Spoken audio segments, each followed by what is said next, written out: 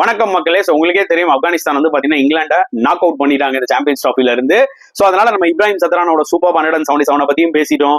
அஸ்மதுல்லா உமர்சாயோட fantastic all-round performance பத்தியும் பேசிட்டோம். And Afghanistan ஓவராலா சூப்பரா கேட்ச் பிடிச்சாங்க லாஸ்டா. அதெல்லாம் பத்தி எல்லாமே நான் வந்து பாத்தீங்கன்னா ஒரு லாங் வீடியோ போட்டுட்டேன். ஷார்ட்ஸும் வந்து பாத்தீங்கன்னா கிளியரா ஒரு சில வீடியோஸ் எக்ஸ்பிளைன் பண்ணி போட்டுட்டேன். பட் இந்த வீடியோல நம்ம ஸ்பெசிஃபிக்கா டிஸ்கஸ் பண்ண போற டாபிக் ஜோ ரூட்டோட 118 தான். ஏன்னா நம்ம இதெல்லாம் ஞாபகம் வச்சுப்போம், ஆனா இந்த ஒரு இன்னிங்ஸை மறந்துடும்.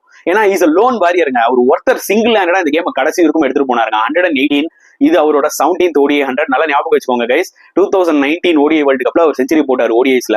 அதுக்கப்புறம் கிட்டத்தட்ட ஒரு 5-6 வருஷம் கழிச்சு தான் இப்ப செஞ்சுரி அடிக்கிறாரு. அதுவும் இந்த மேட்ச் ரொம்ப குரூஷலான ஒரு மேட்ச், இங்கிலாந்துக்கு ஒரு நாக் அவுட் கேம். அவரோட எக்ஸ்பீரியன்ஸை யூஸ் பண்ணி ரெஸ்பான்சிபிலிட்டி எடுத்து 118 ரன் ஃபென்டாஸ்டிக்கா விளையாடினாரு. அன்பார்ச்சுனேட்லி அவரோட யாருமே ஒரு ஃபுல் ஃபிளெஜ்டா ஒரு பார்ட்னர்ஷிப்ல நிக்கல. புரியுதா உங்களுக்கு? அதாவது பெண்ட கட்டினாரு, அவர் ஒரு 30 ரன்ல அவுட் ஆயிட்டாரு. ஜாஸ் பட்லர் நல்ல ஒரு கம்பெனி கொடுத்தாரு, அவர் ஒரு 38ல அவுட் ஆயிட்டாரு. அவர் ஒரு மனுஷன் தான் ஃபுல்லா விளையாடினாரு. அவர் இருக்கிற வரைக்கும் அந்த ஹோப் இருந்தது இங்கிலாந்துக்கு. அவர் அவுட் ஆனோனே கேம் முடிஞ்சிருச்சு.